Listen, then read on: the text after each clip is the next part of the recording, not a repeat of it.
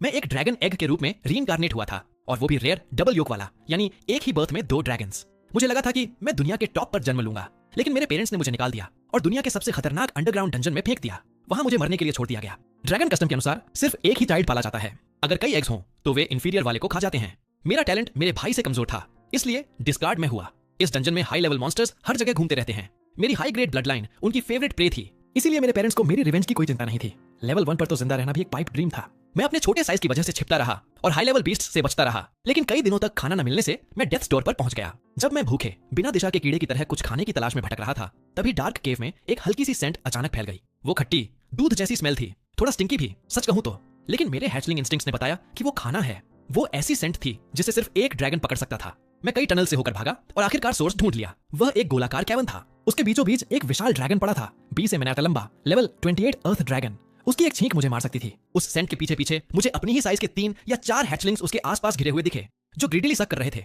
वो असली मिल्क नहीं था, लेकिन उसमें ड्रैगन ब्लड लाइन थी। एक ट्रू ड्रैगन होने के नाते मैं उसे पीकर सर्वाइव कर सकता था। मैं शैडोज का इस्तेमाल करते हुए उसके बेली की तरफ घिसटता गया। जब मैंने 4 हैचलिंग्स देखे तो मैंने अपने लकी स्टार्स का शुक्रिया किया। उनकी आंखें अभी खुली नहीं थीं, इसलिए वे मुझे फ्री लोडिंग करते नहीं देख सकते थे। मैंने पक्का कर लिया कि मदर मेरी तरफ नहीं देख रही। फिर हंगर के आगे झुक गया। मैं चिपक गया और उसे गल्पिंग डाउन करना शुरू कर दिया। अर्थ ड्रैगन अपनी नींद में थोड़ा भड़की, कंफ्यूज्ड होकर, कौन बच्चा इतनी जोर से सक कर रहा है, जैसे वह सोच रही हो। लेकिन उसका मैटरनल इंस्टिंक्ट उसे मील डिस्टर्ब करने से रोक रहा था और उसने आंखें नहीं खोली। जैसे जैसे मिल्क मेरे गले से नीचे उतरता गया, मेरे शरीर में एक अजीब हीट फ्लो उठने लगा। मेरा लेवल धीरे धीरे बढ़ने लगा। शायद बच जाने की राहत थी या उसके बॉडी की गर्माहट, लेकिन आखिरकार मैं ढीला पड़ा और डीप स्लीप में चला गया। मुझे नहीं पता कितना समय बीता, फिर एक तेज दर्द ने मेरी फ्लैश को काटते हुए मुझे जगा दिया। एक विशाल वर्टिकल स्लिट मेरे पूरे फील्ड ऑफ विजन को भर रही थी। अर्थ ड्रैगन मुझे जलाने के लिए तैयार लग रही थी। मैं बस यही प्रार्थना कर सकता था कि वह मुझे जल्दी चू कर दे। मुझे उम्मीद थी कि डेथ का दर्द छोटा होगा। मैं सिकुड़कर गेंद बन गया, आंखें बंद की और अपनी फेट स्वीकार कर ली, लेकिन डेथ नहीं आई। उसकी गेज गुस्से से पीटी जैसी किसी चीज में बदल गई। उसने मुझे रेजिग्नेशन की हल्की झलक के साथ देखा, साई किया और जेंटली मुझे अपने चिल्ड्रन के पाइल में वापस नष्ट कर दिया। मैं पूरी तरह स्टन्ड रह गया। अर्थ ड्रैगन ने मुझे इग्नोर किया और फिर से सो गई। बाकी हैचलिंग्स मुझे एक्साइटेड पपीज की तरह घेरकर स्निफ और लिक करने लगे।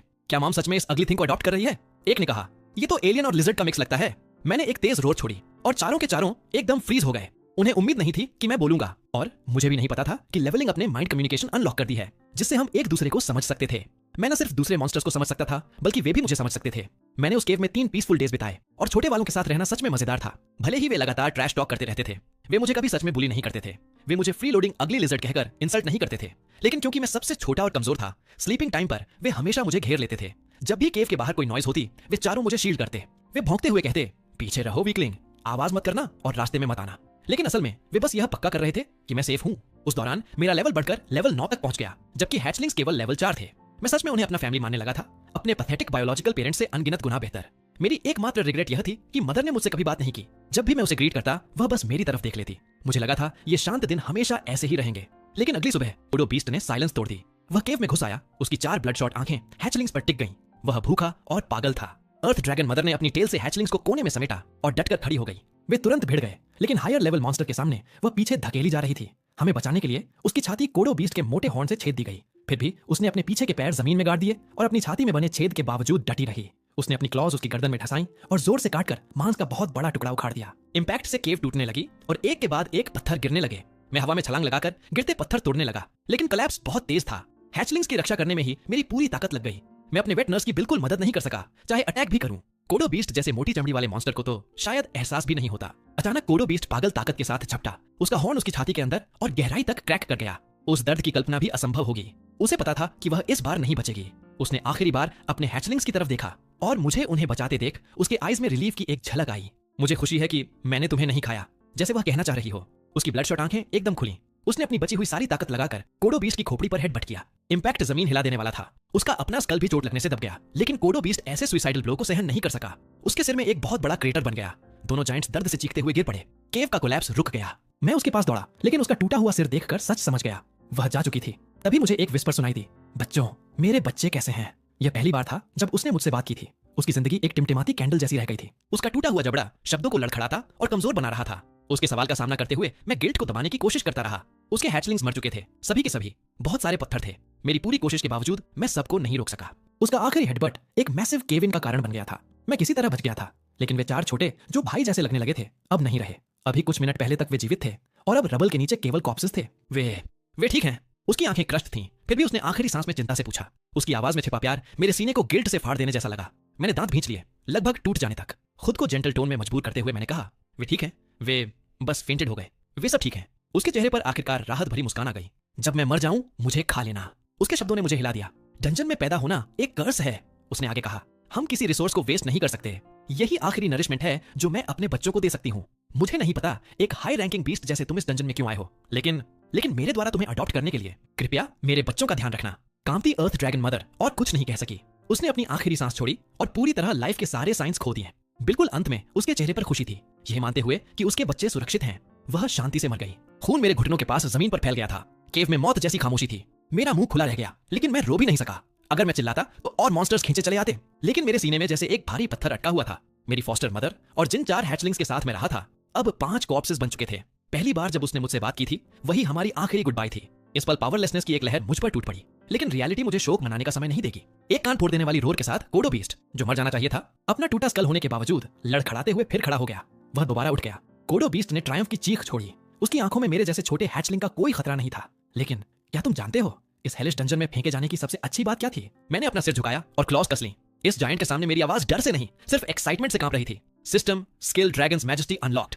बात यह है कि मैं तुम्हें अपने हाथों से मार सकता हूँ। मैं दहाड़ा और कोडो बीस्ट पर टूट पड़ा। उसकी चोटें गंभीर थीं, लेकिन उसकी मोटी स्किन को चीरना मेरे लिए अभी भी पाइप ड्रीम था। लेकिन एक रास्ता था। मेरी फॉस्टर मदर ने विक्ट्री का रास्ता पहले ही बना दिया था। मैंने उसकी गर्दन पर उस वुंड को निशाना बनाया जिसे उसने फाड़ा था। मैं दहाड़ा, लाइट की एक स्ट्रीक में बदला और उसके सिर के पीछे झपटा। मैंने अपनी क्लॉज घाव में ढसा दी और पूरी ताकत से उसे फाड़ डाला। आखिरी 3 दिनों की यादें, वह ठंडी मदर और 4 हैचलिंग्स का साथ खाना और सोना मेरी आंखों के सामने फिल्म की तरह चमक उठी। मेरा किलिंग इंटेंट पहले कभी ना पहुंची, ऊंचाई तक पहुंच गया। मेरे दिमाग में रिवेंज के अलावा कुछ नहीं था। 3 या 4 घंटे बाद मैं मदर की बॉडी के सामने खड़ा था और उस पर एक क्लॉ रखी। मुझे उसके शरीर की बची खुची वार्मथ महसूस हुई। मैंने खुद को सौरों में डूबने नहीं दिया। डंजन्स आंसुओं पर भरोसा नहीं करते। उसने जैसा कहा था, यहाँ पैदा होना एक कर्स है। डेथ कोई सरप्राइज नहीं है। बस अफसोस है कि मैं अपने 4 सिबलिंग्स को बचा नहीं पाया। मदर, मैं तुम्हारे और अपने सिबलिंग्स के लिए जीऊंगा। मैंने मुंह खोला, उसमें काटा और उसके फ्लैश का एक टुकड़ा निकल गया। मैं अपने सॉफ्स दबाता रहा, अपने आंसुओं को मीट के साथ निकलते हुए। अपने रिलेटिव का फ्लैश कड़वा होता है, लेकिन मैंने उसे जबरन नीचे उतार दिया। मैं चाहकर भी उल्टी नहीं कर सकता था। खून की स्मेल और मॉन्स्टर्स को बुला लेगी। अगर मैं नहीं खाऊंगा तो आखिरकार मुझे ही खा लिया जाएगा। 3 दिन बाद मैं केव से बाहर निकल आया। मैं केवल लेवल 18 था, लेकिन एक हाई रैंकिंग बीस्ट होने के नाते मैं पहले लो रैंकिंग मॉन्स्टर से लड़ सकता था। मैंने अपनी क्लॉज मोड़ी और मेरे मुंह के कोने पर एक ठंडी परफेक्ट स्मर्क फैल गई। मैंने एंडलेस डंजन की तरफ देखा। पास में 3 मॉन्स्टर्स थे और मुझे भूख लगी थी। मैंने अपनी पहली कदम फाइटिंग माय वे आउट की तरफ बढ़ाई। भाग दो। 5 दिन बीत चुके थे जब मैं केव से निकला। आसपास के मिनोटॉर्स खत्म किए जा चुके थे। आखिरी को खाकर मैं लेवल 20 पर पहुंच गया। System level cap reached. Experience gain paused. Please choose an evolution path to unlock the next level cap. Path 1, True Dragon, Standard Path, allowing for more magic. Path 2, Small Dragon, General Path, increases agility and senses. Path 3, Corrupted Dragon, niche path for surviving harsh environments.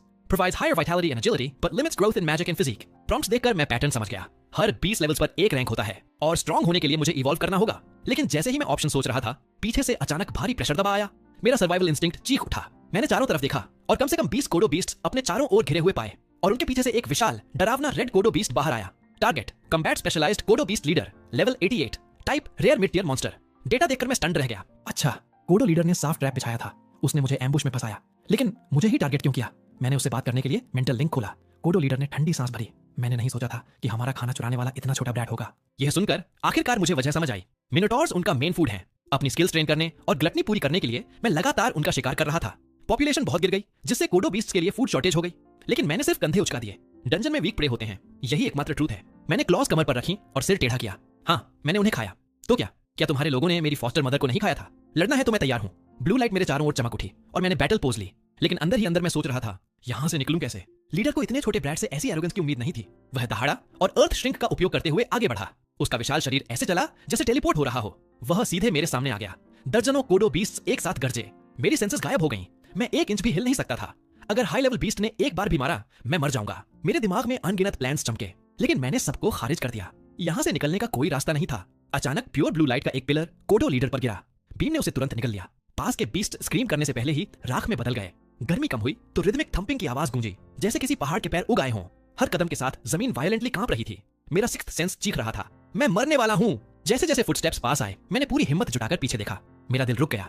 एक body दिखाई दी जो एक mountain range जितनी विशाल थी। मेरे truth skill ने data दिखाया। Target Leviathan, level 355, type transcendent high tier monster. Level और रैंक के अलावा ट्रूथ कुछ और नाप भी नहीं पा रहा था। मैंने सांस रोक ली। डंजन बॉस यहाँ क्यों था? फुटस्टेप्स दूर होने के बाद ही मैं फिर सांस ले सका। शॉकवेव से मेरा राइट लेग घायल हो गया था, इसलिए मैंने तय किया कि इवोल्यूशन यही करूंगा। ट्रू ड्रैगन स्टैंडर्ड पाथ है, लेकिन नैरो डंजन टनल्स में मैं बहुत बड़ा हो जाऊंगा। मैं यह रिस्क नहीं ले सकता। मैंने करप्टेड ड्रैगन चुना। इससे मेरी ब्लड लाइन खराब होती है, लेकिन कोर में ये अभी भी ड्रैगन ही है। बाद में मैं इसे री-ऑप्टिमाइज कर सकता हूँ। ऊपर से इसके स्टैट्स भी ज्यादा बैलेंस्ड हैं। यहाँ सर्वाइव करने के लिए मुझे स्पेशलाइजेशन नहीं, सर्वाइवल स्ट्रेटजीज चाहिए। मैंने आंखें बंद की और कमांड दिया, evolution will be complete in 10 seconds. एक गर्म करंट मेरे शरीर में बहा। दर्द और खून बहना गायब हो गया। मेरा सूखा हुआ शरीर गर्म ताजे खून से भर गया। पुरानी स्किन उतरने लगी और नई स्केल्स उग आईं। मैं उस एहसास का मजा भी नहीं ले पाया कि यह खत्म हो गया। डिंग, लेवल इंक्रीज्ड टू LV8। मेरी स्केल्स डार्क पर्पल हो गईं और ज्यादा टफ दिखने लगीं। मेरे सारे एट्रीब्यूट्स काफी बढ़ गए। अपनी एनहांस्ड ड्रैगन विजन से मैं डंजन में बदलाव महसूस कर सकता था। लेवियथन की वजह से मॉन्स्टर पॉपुलेशन गिर रही थी। बचे हुए भाग रहे थे।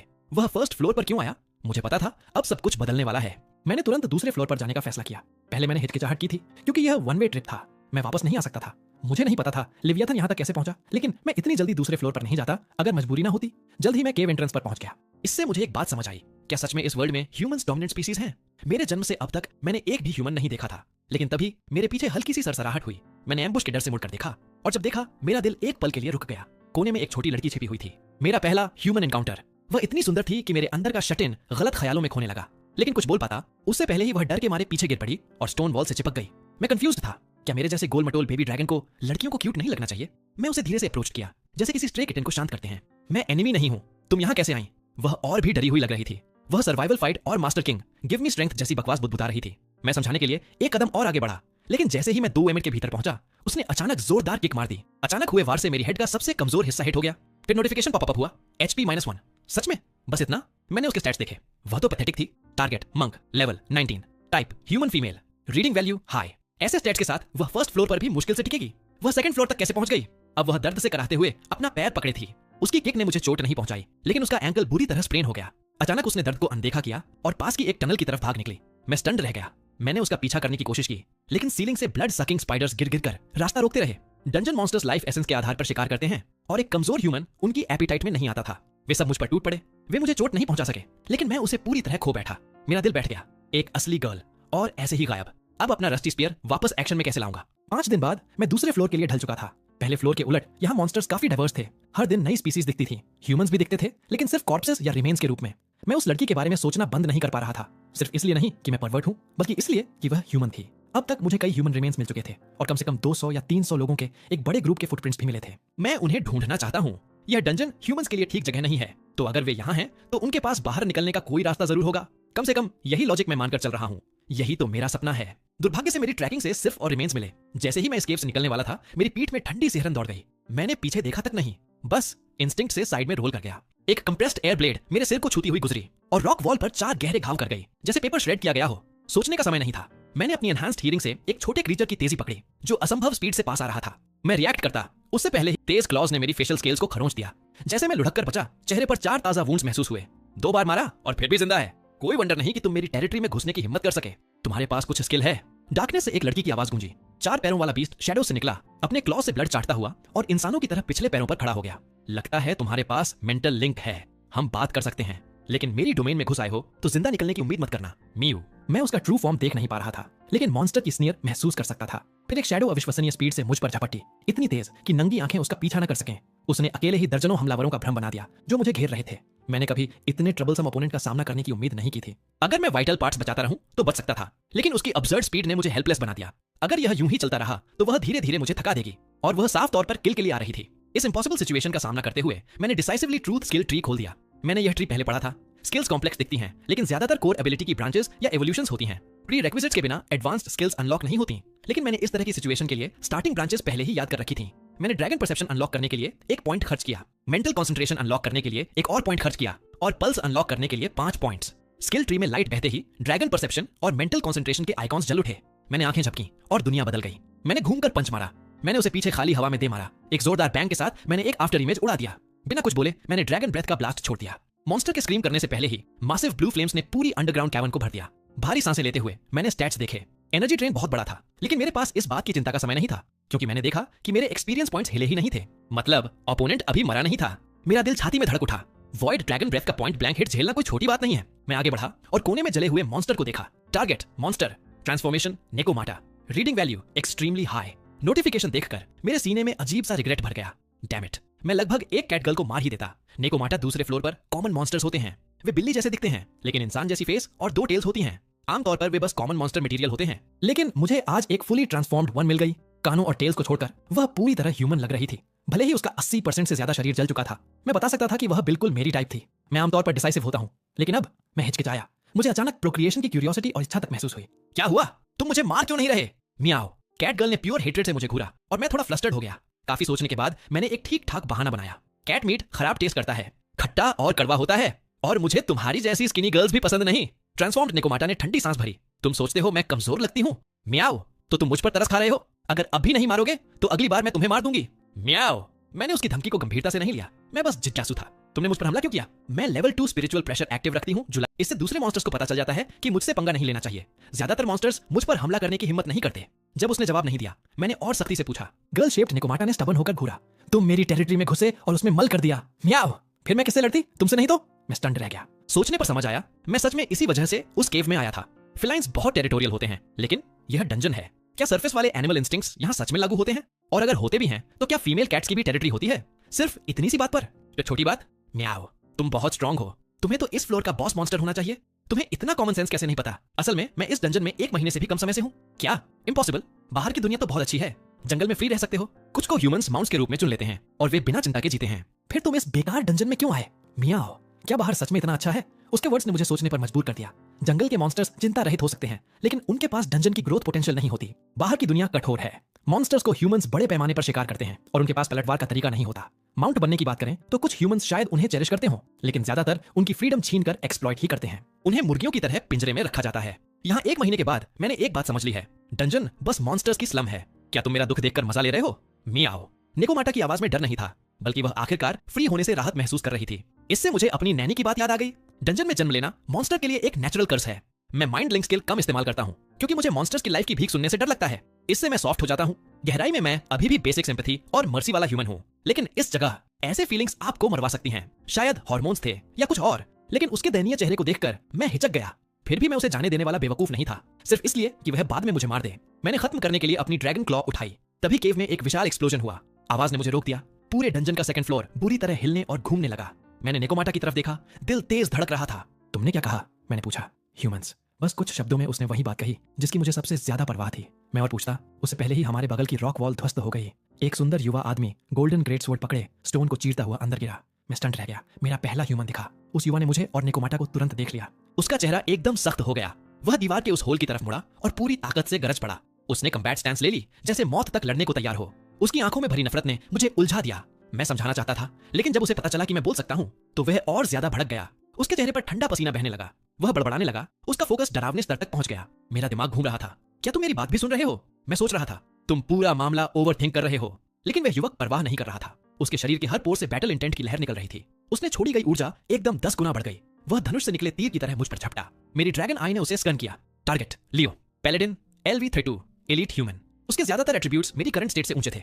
अगर मैं फुल स्ट्रेंथ में होता तो स्किल से आसानी से उसे संभाल लेता, लेकिन मैं घायल और थका हुआ था। सीधी लड़ाई में मेरा कोई चांस नहीं था और मैं अभी ह्यूमंस के साथ वॉर शुरू करने के लिए तैयार नहीं था। 2 सेकंड्स की हेजिटेशन के बाद मैंने उसकी इनकमिंग स्लैश डॉज कर दी। मैंने नेकोमाटा को अपने शोल्डर पर उठाकर बॉस और युवक दोनों से भाग निकला। नेकोमाटा स्टंड रह गई। तुम क्या कर रहे हो? मियाओ। मैं तुम्हें माफ नहीं करूंगी। वह मेरे खुले सिर पर काटने और खरोंचने लगी। चुप रहो, मैंने भौंका। मैंने पीछे हाथ बढ़ाकर उसकी गर्दन की स्क्रफ को पकड़ लिया। उसका चेहरा एकदम लाल हो गया। उसका एकमात्र बचा ईयर नीचे लटक गया और उसका शरीर पूरी तरह जम गया। मेरे पीछे ह्यूमन यूथ पहले ही पास आ रहा था। उसकी गोल्डन सोर्ड गिरते आसमान की तरह नीचे आई। मैंने शरीर मोड़कर स्ट्राइक डॉज की, अंदर ही अंदर गाली देते हुए। अगर मैं इतना ड्रेन्ड न होता तो यह छोटा फ्राई मेरा पीछा न कर पाता। मैंने दांत भींचे और भागने के लिए आखिरी ताकत निचोड़ दी। एक आदमी और एक ड्रैगन डंजन में लाइट की स्ट्रीक्स की तरह तेजी से दौड़े, भयंकर पीछा करते हुए। मुझे लगा वह आदमी कुछ देर बाद हार मान लेगा। मैंने कभी उम्मीद नहीं की थी कि वह 2 और आधे आवर्स तक मेरा पीछा करता रहेगा। मैं ऊर्जा बचाने के लिए बस चला जा सकता था, लेकिन अगर उसने सच में सुइसाइडल फाइनल स्ट्राइक की कोशिश की तो मुझे उसका सिर कुचलना पड़ता। मैं उसके रिएक्शन का इंतजार करता रहा और तभी युवक ने डेस्परेट क्राई छोड़ी। उसकी बॉडी पर नसें उभर आईं जब उसने अपनी सारी battle intent golden great sword में डाल दी। उसकी फुल पावर स्ट्राइक के सामने मैंने साई किया और इनविंसिबिलिटी स्किल अनलॉक करने के लिए 5 पॉइंट्स खर्च कर दिए। मैं जिंदा कैनन बॉल बनकर सोर्ड एनर्जी से टकराया और राइस पेपर की तरह उसे चीरते हुए निकल गया। लियो ने कभी नहीं सोचा था कि जिस बीस्ट का वह शिकार कर रहा था वह इतनी अचानक काउंटर अटैक करेगा। उसे यकीन नहीं हुआ कि उसका अल्टीमेट स्ट्राइक इतनी आसानी से टूट गया। एक भयानक थर्ड के साथ मेरा लोहे जैसा कठोर सिर उसके पेट में जा टकराया और वह दर्द से चीख उठा। वह पंखे की तरह घूमता हुआ हवा में उड़ा और एक दर्जन स्टोन पिलर्स तोड़ता हुआ रॉक वॉल से जा लगा। जब इनविंसिबिलिटी खत्म हुई, मेरा शरीर ढीला पड़ गया। मुझे लगा अब आखिरकार सांस ले सकूंगा, लेकिन लेवल अप नोटिफिकेशंस की बाढ़ ने मेरा सिर चकरा दिया। इवॉल्व करने के बाद एक्सपीरियंस पाना मुश्किल हो गया था, लेकिन इस ह्यूमन की पावर किसी कोडो बीस्ट के बराबर लग रही थी। इस वीक ह्यूमन ने मुझे लेवल 11 से लेवल 17 तक पहुंचा दिया। एक किल से 12,000 एक्सपीरियंस पॉइंट्स मिलना ऐसा लग रहा था जैसे सिस्टम मुझे मर्डरर बनने के लिए एनकरेज कर रहा हो। Main quest, slay the second floor boss, hand of Medusa, reward 50 unlock points. मैं स्टंड रह गया। मैंने हेल्थ से लड़कर सिर्फ 35 पॉइंट्स इकट्ठे किए थे और अब एक क्वेस्ट 50 दे रहा था।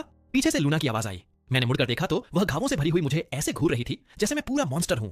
वह हैरान थी। आमतौर पर मॉन्स्टर का ग्रोथ एक स्टेडी नेचुरल प्रोग्रेशन होता है, लेकिन मैंने अभी ह्यूमन को मारकर तुरंत हील होकर पावर सर्च पा लिया था। उसने ऐसा कुछ कभी नहीं देखा था। उसके डरे हुए सवालों का सामना करते हुए मैंने अपना चेहरा शांत रखा। क्या तुम यहाँ मरना चाहती हो? मैंने पूछा।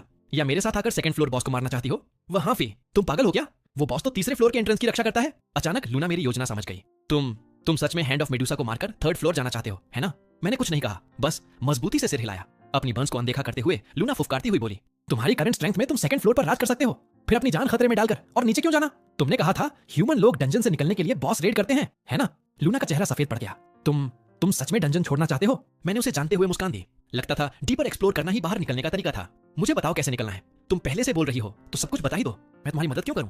लूना थूकते हुए बोली। मैंने कंधे उचका दिए। कोई बात नहीं, मेरे पास एक स्किल है जो तुम्हारे दिमाग में घुस सकती है। हालांकि यह बहुत दर्दनाक है। अगर तुम नहीं बताओगी तो मैं सीधे तुम्हारे ब्रेन से जानकारी निकाल लूंगा। लूना का चेहरा पीला पड़ गया। उसे पता था कि थर्ड फ्लोर पर मेंटल टाइप मॉन्स्टर्स ऐसी स्किल्स इस्तेमाल करते हैं। वह झिझकी तो मैंने दबाव बनाए रखा। अगर तुम सहयोग करोगी तो मैं तुम्हारी जान बख्श दूंगा और तुम्हारे वुंड्स ठीक कर दूंगा। मुझे कैरेट और स्टिक की कीमत पता थी। मेरे पास मेमोरी एक्सट्रैक्शन स्किल सच में थी, लेकिन उसके लिए 20 अनलॉक पॉइंट्स लगते थे और मैं उन्हें वेस्ट नहीं करना चाहता था। लूना के कान हिले और उसने शक से मुझे देखा। क्या तुम सच बोल रहे हो? मैंने अपनी छाती थपथपाई। एक आदमी की बात उसकी बॉन्ड होती है। मैंने जाना कि डंजन छोड़ने के कई तरीके हैं। ह्यूमंस टेलीपोर्टेशन मैजिक इस्तेमाल करते हैं, लेकिन उसे मॉन्स्टर्स के लिए सीखना लगभग असंभव है। डंजन मॉन्स्टर्स के लिए बाहर निकलने का बस एक रास्ता है। फर्स्ट फ्लोर से फिफ्थ फ्लोर तक लड़ो, फिफ्थ फ्लोर पर फाइनल बॉस को मारो और तुम बाहरी दुनिया तक पहुंच सकते हो। लिविटा की अनस्टॉपेबल पावर के बारे में सोचकर मैं खुद को सिहरन से बचा नहीं सका। तुमने लिविटा को देखा भी कहां? मियाओ। मैंने सिर हिलाया और पूछा, क्या तुमने नहीं कहा था कि हर फ्लोर अलग स्पेस है और मॉन्स्टर्स उनके बीच मूव नहीं कर सकते? ये समझ में नहीं आता। यह लिविटा पर लागू नहीं होता। वह एंशिएंट गॉड का माउंट था और इस डंजन का सबसे ताकतवर क्रीचर है। वह जहां चाहता है जा सकता है। कोई लिविटा को मार नहीं सकता, कोई उसे रोक नहीं सकता। वह डंजन में बस इसलिए रहता है क्योंकि वह खुद इसकी रक्षा करना चाहता है। इसलिए बाहर निकलना बस एक पाइप ड्रीम है। ये सुनकर लूना ने जैसे हार मान ली। वह जमीन पर गिर पड़ी, हांफती हुई। उसके भारी घावों से उसकी हेल्थ तेजी से गिर रही थी। 10 मिनट्स में वह मर जाती। मैंने हीलिंग स्किल अनलॉक करने के लिए 4 पॉइंट्स खर्च करने का फैसला किया। मैंने हीलिंग स्किल इस्तेमाल की और पानी को कंडेंस करके उसे पूरी तरह रिस्टोर कर दिया। वह तुरंत उछलकर खड़ी हो गई, अपने ही लिम्स को अविश्वास से देखते हुए। तुमने क्या किया मियाओ? मैं यह प्रॉमिस नहीं कर सकता कि तुम निकलोगी, लेकिन मैं यह सुनिश्चित कर सकता हूँ कि तुम सेकंड फ्लोर पर ठीक से जाओ। क्या तुम मेरे साथ चलोगी? लूना अभी शॉक से बाहर नहीं आई थी। वह देर तक मुझे ब्लैंकली देखती रही, फिर बोली, तुम्हारा मतलब है तुम हैंड ऑफ मेडुसा को मारने जा रहे हो? मैंने सिर हिलाया। तुम मजबूत हो, दूसरे फ्लोर पर अब तक मिले सबसे स्ट्रॉन्ग मॉन्स्टर हो। लूना गर्व से सीना तान गई। बिल्कुल मियाओ, उस मेडुसा को छोड़कर मैं यहाँ सबसे स्ट्रॉन्ग हूँ मियाओ। वह फिर उसका टोन बदला। लेकिन मैं तुम्हारे साथ अपनी जान क्यों जोखिम में डालूं? अगर तुम हैंड ऑफ मेडुसा को मार दोगे तो तुम सेकंड फ्लोर के बॉस क्वीन बन जाओगे। सुनने में अच्छा नहीं लगता क्या? लूना के कान हिले। उसने बॉस क्वीन बड़बड़ाते हुए सिर नीचे किया। कुछ सेकंड बाद वह लाल चेहरे के साथ ऊपर देखी और मान गई। तुमने मुझे बचाया है, इसलिए मैं एक बार तुम्हारी मदद करूंगी। वैसे तुम ड्रैगन हो या डॉग? मैं ड्रैगन हूँ। क्या? तुम वैसे लगते नहीं मियाओ। क्या तुम छोटा ब्लैक डॉग हो? इतनी मोटी बेली और डॉग जैसे हेड के साथ मैं तुम्हें अब से डॉग थिंग बुलाऊंगी? मैं चुप रह गया। लूना बोलती रही, और तुम डॉग नहीं हो क्या? तुमने उस ह्यूमन के साथ खेल किया, मुझे चोट पहुंचाई, फिर मुझे हील किया। क्या तुम मुझे अपने बेबीज पैदा करवाने की कोशिश कर रहे हो? मैं बस 1 महीने की हूँ, मेरे अभी बाल भी नहीं उगे। ठीक है, जो चाहो बुलाओ। और तुम्हारा नाम क्या है? मेरा कोई नाम नहीं है। डंजन मॉन्स्टर्स के नाम नहीं होते, उनकी जरूरत भी नहीं। ठीक है, तुम मुझे डॉग थिंग बुलाओ तो मैं तुम्हें कैट साउथ नॉर्थ बुलाऊंगा। लूना की टेल जमीन पर मारने लगी। कैट साउथ नॉर्थ कैसा नाम है? चलो, लूना बड़बड़ाई। असल में मेरा एक नाम है। फिर वह जल्दी से मेरे पीछे चल दी। कुछ मिनट बाद हम सेकंड और थर्ड फ्लोर्स की बाउंड्री पर पहुंच गए। मैंने ह्यूमंस को हैंड ऑफ मेडुसा से लड़ते देखा और फैसला किया कि वे काम खत्म कर लें, तब मैं रिवॉर्ड उठा लूंगा। मेरे यहाँ आने के बाद मैंने देखा कि यहाँ के मॉन्स्टर्स लेवल्स या स्किल्स को समझते ही नहीं। लेवलिंग बस जीने का बाय प्रोडक्ट है और स्किल्स बस सर्वाइवल टूल्स हैं। लूना जैसे म्यूटेंट को छोड़कर मॉन्स्टर जितना पुराना होता है उसका लेवल उतना ही ऊंचा होता है। Second floor boss hand of Medusa कम से कम 500 ईयर से जिया है। वह हिल भी नहीं सकता, लेकिन थर्ड फ्लोर कॉरिडोर की रक्षा करता एक फिक्स्ड टरेट जैसा है। फ्लोर रेड करने वाले ह्यूमंस या ऊपर जाने वाले मॉन्स्टर्स को इसी कॉरिडोर से गुजरना पड़ता है। उसकी रक्षा में प्रे लगातार उसके पास आती रहती है। मैंने ह्यूमंस को निडर होकर हैंड ऑफ मेडुसा पर फियर्स अटैक करते देखा। फिर वे एक एक करके मरते गए। शुरू में कम से कम 200 ह्यूमंस थे, लेकिन अब केवल 1 दर्जन बचे थे। ये ह्यूमंस सच में कुछ और ही हैं, जानते हुए भी कि वे जीत नहीं सकते, फिर भी यहाँ मरने आ गए। लूना कार्नेज को ऐसे देख रही थी जैसे कोई शो देख रही हो। मैं एक्सप्रेशनलेस रहा। मुझे उनकी जान की परवाह नहीं थी। मैं बस चाहता था कि वे मेडुसा की हेल्थ और गिरा दें। आखिरकार मेडुसा एक फॉर्मिडेबल फो था। हैंड ऑफ मेडुसा के स्टैट्स डरावने थे। अगर मैं फुल स्ट्रेंथ में उससे लड़ता तो मेरे पास 0 चांस होता। ह्यूमन आर्मी की वेव टैक्टिक्स असफल रही, लेकिन उन्होंने कुछ डैमेज किया। काफी समय तक हैंड ऑफ मेडुसा इतना कमजोर फिर नहीं होगा। मैं अभी इन ह्यूमंस को मरने देने का इरादा नहीं रखता था। वे अभी भी मेरे काम के थे। अब केवल 9 बचे थे। मेरा दिमाग तेजी से हर संभव टैक्टिक सिमुलेट कर रहा था। उसकी परसेप्शन 8000 थी, इसलिए स्नीक अटैक असंभव था। भले वह कमजोर हो गया हो, हेड ऑन फाइट हारने वाली लड़ाई थी। मैंने तय किया कि सारे पॉइंट्स क्रिटिकल स्ट्राइक में डाल दूं और एक बड़ा अटैक करूंगा। मैं उसकी हेल्थ एक ही बार में गिराऊंगा, फिर एट्रिशन वॉर में उसे घिस दूंगा। यही एकमात्र तरीका है। मैंने सारे पॉइंट्स डाल दिए। अब सब कुछ दांव पर है। मेरी ऑब्जर्वेशंस के मुताबिक ये ह्यूमंस मौत से नहीं डरते। कोने में जाकर वे आखिरी सुसाइड चार्ज करेंगे। जैसा मैंने देखा, 9 सर्वाइविंग लोग एक दूसरे को सहारा देकर खड़े हुए। उनकी चीखें हवा को हिला रही थीं। 9 रेड लाइट्स पूरे बेसमेंट में दिन जैसे चमक उठी। यह मेरा मौका था। मैंने कैट साउथ नॉर्थ की तरफ देखा और शैडोज में छलांग लगाकर अपनी रेंज के किनारे तक रेंगता हुआ पहुंचा। मैदान में ह्यूमंस अभी भी मर रहे थे। जब सिर्फ 3 बचे, उनमें से एक ने अपने शरीर को शील्ड बनाकर आखिरी 2 को बॉस तक पहुंचाया। वे उछले और अपनी वेपन्स को हैंड ऑफ मेडुसा के लोअर जॉ में गहराई तक घुसा दिया। बॉस हिस्टेरिकल स्क्रीम छोड़ने लगा। उसका फिजिकल डिफेंस 0 था, इसलिए उन 2 कमजोर ह्यूमंस ने उसके हेल्थ के 1000 से ज्यादा पॉइंट्स कम कर दिए। कैट साउथ नॉर्थ ने अपना मौका देखा और डार्क स्ट्रीम ऑफ लाइट में बदल गई। वह उसकी टंग की तरफ गई, लेकिन 8000 परसेप्शन के सामने वह बहुत धीमी थी। आधे स्नेक हेड्स उसकी दिशा में झपटे, जैसे उन्हें पहले से पता हो कि वह आ रही है। मुझे लगा मैंने उसकी सोच सुनी। मैंने सोचा था कौन है, तो यह इटर्नल रनर अप लड़ने आया है। बढ़िया, मैं तुम्हें बहुत समय से खाना चाहता था। यही वह सोच रहा था, लेकिन उसे यह नहीं पता था कि यहाँ एक तीसरा व्यक्ति भी था। मैंने वीकनेस ब्रेक एक्टिवेट किया। हैंड ऑफ मेडुसा के पूरे शरीर पर रेड स्पॉट्स उभर आए, उसके फिजियोलॉजिकल वीक पॉइंट्स। मैंने अपनी एनर्जी पर फोकस किया और बाहर निकल पड़ा। चारों तरफ शैटर्ड स्टोन्स उछलने लगे। मैं एक चलता फिरता कैनन बॉल बन गया और मेरे गुजरते ही स्टोन पिलर्स लावा में पिघलते गए। लेवल 5 कॉमेट स्ट्राइक सारी एट्रीब्यूट्स को 4 गुना पावर में बदल देता है। फुल पावर स्ट्राइक का पल्स कल्पना से परे है। हाई प्रेशर और हीट ने पाइथन्स को श्रेड किए गए मांस में बदल दिया। एक बैंग के साथ हैंड ऑफ मेडुसा हजारों आवाजों में चीख उठा। उसके सिर का पिछला हिस्सा धंस गया। उसका विशाल शरीर, जो 400 ईयर से नहीं हिला था, उड़कर दूर चला गया। वह सोंड और एमिर दूर रॉक वॉल में धंस गया। मैंने हील करने के लिए नहीं रुका। मैंने धूल के आर पार उसके स्टैट्स को देखा।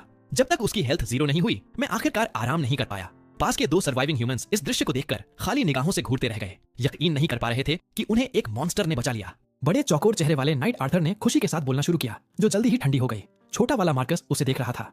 आर्थर ने निगलते हुए अपनी आंखों में मर्डरस इंटेंट भर ली। कुछ भी हो, मॉन्स्टर तो मॉन्स्टर ही होता है। यह ड्रैगन छोटा है, लेकिन मैं इसकी पावर महसूस कर सकता हूँ। अगर हमने इसे बड़ा होने दिया तो यह ह्यूमैनिटी के लिए खतरा बन जाएगा। आर्थर ने टूटी हुई सोर्ड उठाई और लंगड़ाते हुए मेरी तरफ बढ़ा। हम वैसे भी इस हेल होल से जिंदा नहीं निकल रहे। हैंड ऑफ मेडुसा और इस ड्रैगन को एक साथ मार देना दुनिया के लिए सबसे अच्छा काम होगा। मार्कस ने झिझकते हुए अपना वेपन उठा लिया। मैंने सब कुछ सुन लिया। अनग्रेटफुल शब्द भी इन दोनों के लिए कम है, लेकिन मुझे फर्क नहीं पड़ा। यह प्लान का हिस्सा था। क्रिटिकल स्ट्राइक ने मेरी स्टैमिना खत्म कर दी थी और मुझे पता था उसे वापस कैसे पाना है। लेवल अप ही गोल था। ह्यूमंस कमजोर हैं, लेकिन बहुत एक्सपी देते हैं। मैंने वैसे भी रिकवरी के लिए उन्हें मारने की योजना बनाई थी। अगर वे ग्रेटफुल होते तो मेरी कॉन्शियंस शायद हिचकती। चूंकि वे अनग्रेटफुल हैं, मुझे कोई पछतावा नहीं। जैसे ही दोनों नाइट्स स्ट्राइक करने को तैयार हुए, मैं काउंटर करने के लिए तैयार था। तभी जिस वॉल पर मेडुसा लगी थी, वह एक रोर के साथ फट गई। एक पाइथन बाहर झपटा और आर्थर और मार्कस को काट लिया। मैंने पहचान लिया, वो मेडुसा के हेयर थे। तभी मुझे अचानक एक बात समझ आई। हैंड ऑफ मेडुसा को मारने के बाद मेरा एक्सपी क्यों नहीं बढ़ा? हवा में हिसिंग साउंड्स भर गईं। मेरा सर्वाइवल इंस्टिंक्ट फिर से जाग गया। मैं झपट कर आगे बढ़ा और अपनी ड्रैगन क्लॉ से मार्कस का हार्ट भेद दिया। लेवल अप पूरा हो गया। मेरा स्टेटस तुरंत पीक पर लौट आया। उसका ट्रू बॉडी असल में उसके सिर पर मौजूद सैकड़ों पाइथॉन्स हैं। स्कल सिर्फ रिजेनरेशन के लिए एक कनेक्टर था। अब वे सैकड़ों पाइथॉन्स 2 ग्रुप्स में बट गए। आधे मुझ पर हमला कर रहे थे, आधे कैट साउथ नॉर्थ पर। वे किसी भी एंगल से किसी भी समय स्ट्राइक कर सकते थे। सबसे बुरी बात यह थी कि ये सारे पाइथॉन्स एक ही एंटिटी माने जाते थे। कुछ को मारने से उस पर कोई असर नहीं पड़ता था, लेकिन मेरे पास एक प्लान था। मैंने एक पाइथॉन को चिथड़ों में फाड़ दिया। मैंने कैट साउथ नॉर्थ की तरफ देखा। उसकी एजिलिटी के बावजूद उसने सिर्फ कुछ ही को मार पाया था। अगर यही चला तो हम दोनों मौत तक वेयर डाउन हो जाते। मैंने उसे इशारा किया कि वह मेरी तरफ आए। इस फॉर्म में हैंड ऑफ मेडुसा की कॉम्बैट पावर बहुत ज्यादा थी, लेकिन हेड खोने का मतलब था कि वह रिजेनरेट नहीं कर सकता था और मैजिक रेजिस्ट भी नहीं कर सकता था। अगर मैं एक मैसिव एओई अटैक लगा दूं तो सारे पाइथॉन्स एक साथ मर सकते थे। मेरे पास बिल्कुल परफेक्ट स्किल थी, इथीरियल ड्रैगन ब्रेथ। यह ड्रैगन रेस का सबसे स्ट्रॉन्ग इननेट अटैक था, जो मैसिव एरिया डैमेज करता था। क्रिटिकल स्ट्राइक के साथ मिलकर यह मेरे सारे एट्रीब्यूट्स को प्योर पावर में बदल देता था, लेकिन इसे इस्तेमाल करने के बाद मैं डेथ के कगार पर पहुंच जाता था। मैं ऐसा डेस्परेट मूव तभी करता जब कोई और रास्ता ना हो। कैट साउथ पॉ मेरे पास पहुंची। जैसे ही वह आई, मैंने अपनी क्लॉ से उसे एक तरफ झटक दिया। दोनों तरफ से 200 से ज्यादा पाइथॉन्स के सामने मैं रुक गया। मैंने अपना मुंह पूरा खोला। ब्लू फ्लेम्स फूट पड़ी और केव का हर कोना भर गया। पाइथन्स को रिएक्ट करने का मौका तक नहीं मिला।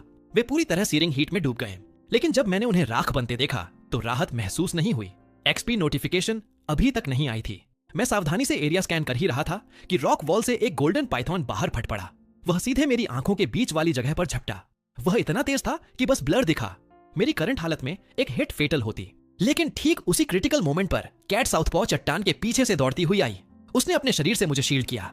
मैंने हड्डियों के टूटने की भयानक आवाज सुनी जब गोल्डन पाइथन ने उसकी आर्म काट ली। उसकी पहले से कम हेल्थ एकदम सिंगल डिजिट्स तक गिर गई। दर्द सहते हुए उसने पूरी ताकत लगाकर उस पाइथन को टुकड़ों में फाड़ दिया। मैंने उसके स्टैट्स देखे। वो कोर बीस्ट था। मुझे कभी उम्मीद नहीं थी कि इस डम कैट ने मुझे बचा लिया। मैं उसकी टूटी आर्म देखकर कंफ्यूज्ड था। उसने मुझे क्यों बचाया? तर्क से तो कोर बीस्ट को मुझे मारने देना और फिर उसे खुद खत्म कर देना ही सबसे अच्छा चॉइस था, है ना? कैट साउथपॉ का रंग उड़ गया और उसने एक कमजोर सी मुस्कान जबरदस्ती निकाली। क्या हमारा डील नहीं था? मैं इस बीस्ट को मारूंगी और फ्लोर 2 बॉस बन जाऊंगी और तुम फ्लोर 3 पर चले जाओगे। वैसे भी तुमने मुझे बचाया था। मैं तुम्हें मरने नहीं दे सकती थी। उसकी इनोसेंस लगभग मजेदार थी। उन ह्यूमंस की बिट्रेयल देखने के बाद मुझे समझ आया कि मेरा ह्यूमैनिटी फर्स्ट माइंडसेट बदलना होगा। मैं कोर बीस्ट के पास गया और उसका सिर अपने पैर के नीचे कुचल दिया। मैंने उसे उठाया, चबाया और निगल गया। Notification, main quest complete, skill points rewarded, level 20 reached, evolution conditions met.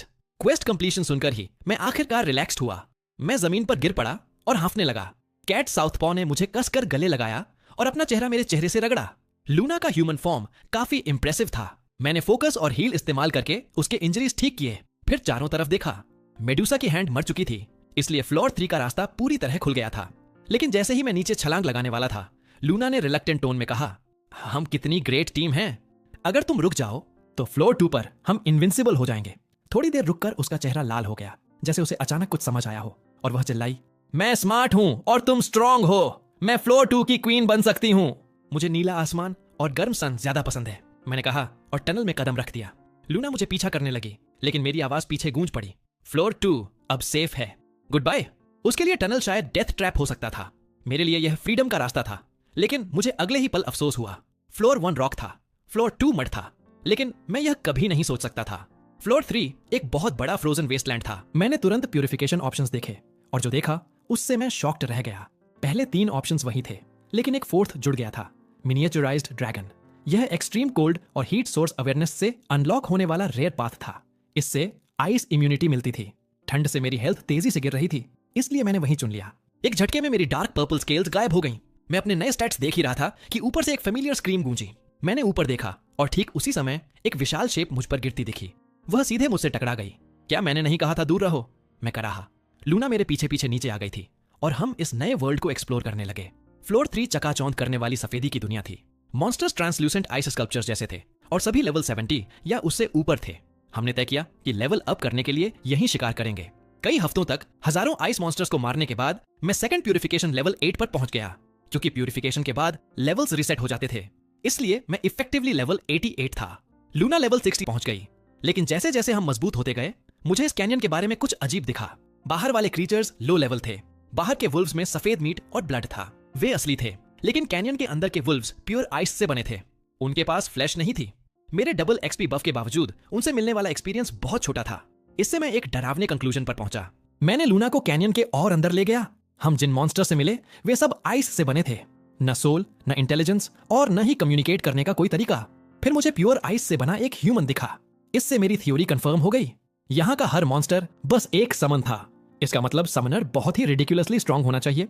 इसका कल्प्रिट शायद फ्लोर बॉस आइस एम्परर है। हम 3 दिन और आगे बढ़े। मैं अपनी सेकंड एवोल्यूशन के लेवल 11 पर पहुंच गया। लूना लेवल 7 तक पहुंच गई। लेवल अप शरीर को रिस्टोर करता है, लेकिन मेंटल एग्जॉस्शन को नहीं। लूना लड़खड़ा रही थी, मुश्किल से चल पा रही थी। मैं और नहीं चल सकती, उसने फुसफुसाकर कहा। क्या हम आराम कर सकते हैं? बॉस अभी वही है, मैंने कहा। 1 घंटे आराम कर लो अगर जरूरी है, तुम बाद में जल्दी कैचअप कर लोगी। वह दुविधा में दिखी, साफ तौर पर पीछे छूट जाने से डर रही थी। अगर मैं यहाँ अकेली छोड़ दी गई तो मुझे बस दांत भींचकर तुम्हारे साथ चलना पड़ेगा। तुम जर्क हो, लेटली बहुत अजीब बर्ताव कर रहे हो। तुम बॉस के लिए इतने ऑब्सेस्ड क्यों हो? क्योंकि मैं तेजी से लेवल अप करना चाहता हूँ। मैं लेवायथन को मारकर इस हेल होल से निकलना चाहता हूँ। मेरा गोल सीधा है, मैं जो भी बनूं ह्यूमन ही हूँ। मुझे शांत लाइफ चाहिए। यह डंजन मेरी जगह नहीं है। लूना कुछ और कहना चाहती थी, लेकिन मेरी आंखों में अटूट डिटर्मिनेशन देखकर उसने सिर्फ होंठ भींचे और मेरे पीछे चल दी। अचानक सामने कैनियन खुल गया। मैं वहीं रुक गया। तुम रुके क्यों? उसने पूछा। मुझे फ्लोर 3 बॉस मिल गया। मेरी नजर का पीछा करते हुए लूना ने एक विशाल आइस फिनिक्स देखा, जो एक विशाल प्लेन पर आइसी नेस्ट के बीचों बीच बैठा था। वह ऐसे लग रहा था जैसे हमारा इंतजार कर रहा हो। Target ice phoenix, level 176, type rare high tier, high value monster. यह पहली बार था जब मैंने 4 5 डिजिट स्टैट्स वाला क्रीचर देखा। यकीन करना मुश्किल था कि यह सिर्फ फ्लोर 3 बॉस है, लेकिन रॉ स्टैट्स का कोई मतलब नहीं होता। स्किल यूसेज, टैक्टिक्स और इनसाइट ही विनर तय करते हैं। मैंने एक कदम आगे बढ़ाया। मेरे सरप्राइज के लिए आइस फिनिक्स पहले ही बोल पड़ा, तुम मेरी शांति क्यों भंग करते हो? क्योंकि वह बात करने को तैयार था, इसलिए मैंने कुछ वर्ड्स बर्बाद करने में आपत्ति नहीं की। तुम्हारे नेस्ट के नीचे फ्लोर 4 का रास्ता है ना? हमें नीचे जाना है। अगर तुम हट जाओ तो हमें डेथ फाइट नहीं करनी पड़ेगी। आइस फिनिक्स ने अपने क्रिस्टल जैसे फेदर्स हिलाए और फिर बोला, मैं तो बस अपने चाइल्ड के साथ एटर्निटी के अंत तक यहीं रहना चाहता हूं। तुम्हें मेरी साइलेंस क्यों तोड़नी है? यह सुनकर मैंने उसके नीचे देखा। वहां एक छोटे आइस फिनिक्स की बोन्स पड़ी थीं। क्या वह तुम्हारा चाइल्ड है? फिनिक्स ने जवाब नहीं दिया। वह बस उन बोन्स को ऐसे देखता रहा जैसे चाइल्ड अभी भी जिंदा हो। मेरे पास इसके लिए धैर्य नहीं था और न ही मुझे उसकी ट्रैजिक स्टोरी की परवाह थी। मैंने कॉम्बैट स्टैंस ले ली। लूना लड़ने में रिलक्टेंट लग रही थी। यह सिंपैथी की वजह से नहीं था। उसे बस नहीं लगता था कि हम जीत पाएंगे। लेकिन मुझे फर्क नहीं पड़ा। तुम्हारे और तुम्हारे चाइल्ड के साथ जो भी हुआ हो, मैं फ्लोर 4 पर जा रहा हूं। यह सुनकर फिनिक्स ने ऊपर राहत भरी नजर से मुझे देखा और कुछ अजीब सा कहा, समझ गया। क्या तुम भी मेरे डियर चाइल्ड के प्लेमेट बनना चाहते हो? मेरी पेशेंस की आखिरी कड़ी भी टूट गई। मैंने बोलना बंद किया और पल्स के रिकॉइल का इस्तेमाल करके खुद को ग्रीन कैनन बॉल की तरह आगे फेंक दिया। मैंने मुंह खोला और लगातार 3 वॉइड पल्सेस दाग दी। लूना ने अपने क्लॉज घुमाए और दर्जनों विंड ब्लेड्स छोड़ दी। हमारे हमले फिनिक्स पर बरस पड़े और उसकी हेल्थ तुरंत 20% तक गिर गई। लेकिन मैं खुश नहीं था। मैं घबरा रहा था। लड़ाई शुरू होने के बाद से फिनिक्स ने एक बार भी काउंटर अटैक करने की कोशिश नहीं की थी। वह मूर्ति की तरह बैठा रहा और हर हिट बिना हिले सहता रहा। मेरा कॉम्बैट इंस्टिंक्ट मुझे झिझकने को कह रहा था। जैसे ही मैं अपना आखिरी वॉइड पल्स तैयार करने वाला था, कैनियन की दीवारों से दर्जनों आइस मॉन्स्टर्स बाहर निकल आए। उसी पल फिनिक्स ने आखिरकार मूव किया। उसने अपने विंग्स फैला दिए। आसपास के आइस मॉन्स्टर्स पिघलने लगे। उनके बॉडीज टूटकर लिक्विड आइस में बदल गईं। वह आइस फिनिक्स में बहकर चली गई और उसकी हेल्थ तुरंत फुल हो गई। मेरा दिल बैठ गया। फिनिक्स अब खेल खत्म कर चुका था। उसने विंग्स फड़फड़ाई और एक अविश्वसनीय गेल पैदा हो गया। मेरे लिम्स जमने और टूटने लगे। एक ही सांस में मेरा पूरा टोर्सो आइस में कैद हो गया। मेरी चेतना धुंधली होने लगी। धुंध में मुझे एक ही आवाज सुनाई दी। उसके बाद मुझे कुछ पता नहीं रहा। जब मैं आखिरकार होश में आया, मुझे नहीं पता कितना समय बीत चुका था। मैंने आंखें खोली और समझ गया कि मैं कैनियन में नहीं हूं। मेरे सामने एक ऐसा क्रीचर था जो 200 ईयर ओल्ड हॉर्स जैसा दिख रहा था और मुझे मुस्कुरा रहा था। बर्फीले प्लेन में एक खून जमा देने वाली चीख गूंज उठी। 1 मिनट बाद मैं जमीन पर हाँफ रहा था। मैंने ऊपर देखा और यकीन नहीं कर पाया कि यह विशाल अजीब बीस्ट मुझे खाने के बजाय, जब मैं बेहोश था, पूरे 1 दिन और रात अपने शरीर से बचाए रहा। क्या इस डंजन में सच में अच्छे लोग भी हैं? इससे मेरा पर्सपेक्टिव सच में बदल गया। क्या आपने मुझे बचाया? मैंने झिझकते हुए पूछा। फ्लोटिंग हेड वाले बीस्ट को सरप्राइज हुआ। तुम कम्युनिकेट कर सकते हो? टेलीपैथी जानते हो? मैंने ऑकवर्डली सिर हिला दिया। क्या आपने अभी मुझसे बात नहीं की? फ्लोटिंग हेड चौंक गया। माफ करना, मैं बहुत लंबे समय से जिंदा हूं। मेरी मेमोरी कमजोर हो रही है। लेकिन तुम्हें बचाने वाला मैं नहीं था, वह तुम्हारा फ्रेंड था। मैं ठिठक गया। वो कैट, उसे कैसे भूल सकते हैं? लूना, उसका नाम सुनते ही मैं तुरंत शॉक्ड रह गया। यादों के टुकड़े घूमती लैंटर्न की तरह चमके। मुझे आइस फिनिक्स की ठंडी हवा याद आई जो मेरे शरीर को जमा रही थी। लेकिन फिर लूना आगे बढ़ी, मेरे पास दौड़ी और अपनी पूरी ताकत से मुझे आइस फिनिक्स के नेस्ट से बाहर फेंक दिया। तुम जर्क हो, बेहतर है मुझे बचाने आ जाओ, वरना मैं तुम्हारे बेबीज नहीं दूंगी। मैं मर रही हूं, मियाओ। सब कुछ याद आते ही मैं घुटनों के बल बैठ गया। ऐसा लगा जैसे कोई अदृश्य हाथ मेरा दिल कुचल रहा हो। चौंकाने वाली रियलिटी और हेल्पलेसनेस की लहर मुझ पर टाइट्स की तरह टूट पड़ी। अगर मैं थोड़ा और सावधान होता तो यह नहीं होता। अगर लूना ना होती तो आइस फिनिक्स मुझे ही मार देता। उस कैट ने तुम्हें कैनियन की छोटी पर फेंक दिया था। मैं वहीं से गुजर रहा था। सच कहूं तो तुम्हारी लेवल के मॉन्स्टर्स अब तीसरे फ्लोर पर बहुत कम ही दिखते हैं, तो मैं तुम्हें उठा लाया। मेरे पास भी कभी ऐसा एक फ्रेंड था, ग्रेट एंशिएंट वॉर के समय। लेकिन तुम तो जरा भी दुखी नहीं लग रहे। क्या वह कैट तुम्हारी फ्रेंड नहीं थी? ओल्ड बीस्ट ने कंफ्यूज होकर पूछा। वह मेरी फ्रेंड है, एक बेवकूफ कैट। उसने अपनी जान जोखिम में डालकर तुम्हें बचाया। तुम पर कोई रिएक्शन क्यों नहीं है? मुझे क्या करना चाहिए? रोऊं? मैं मुड़ा और कैनियन की तरफ चल दिया। यह देखकर ओल्ड बीस्ट मेरे सामने आ खड़ा हुआ। तुम मुझे क्यों रोक रहे हो? क्योंकि मैं एक युवा मॉन्स्टर को मौत की तरफ जाते देख रहा हूं। तुम्हें रोकना एल्डर का ड्यूटी है। लूना मर चुकी है, वह मेरी वजह से मरी। उसे बदला देना मेरी जिम्मेदारी है। मेरे शब्द मजबूत थे, डिटर्मिनेशन से भरे हुए। ओल्ड बीस्ट ने कुछ नहीं कहा, वह बस नीचे देखने लगा। मेरे ड्रैगन क्लॉज मुट्ठियों में कस गए। ब्लू ब्लड मेरी उंगलियों से रिसने लगी। ओल्ड बीस्ट ने ऐसे मुस्कुराया जैसे उसे कोई पुरानी याद आ गई हो। लंबी खामोशी के बाद वह बोला, अगर मैं कहूं कि तुम्हारी फ्रेंड मरी नहीं है तो? यह सुनते ही मैं ऐसे मुड़ा जैसे डूबता आदमी किसी तिनके को पकड़ ले। ओल्ड बीस्ट मुस्कुरा रहा था। वह झूठ नहीं बोल रहा लगता था। आइस फिनिक्स के पपेट्स इतने लाइफ लाइक इसलिए हैं क्योंकि उसकी समनिंग स्किल एक स्पेशल स्किल है जिसका नाम फ्लैश एंड बोन आर्टिफैक्ट है।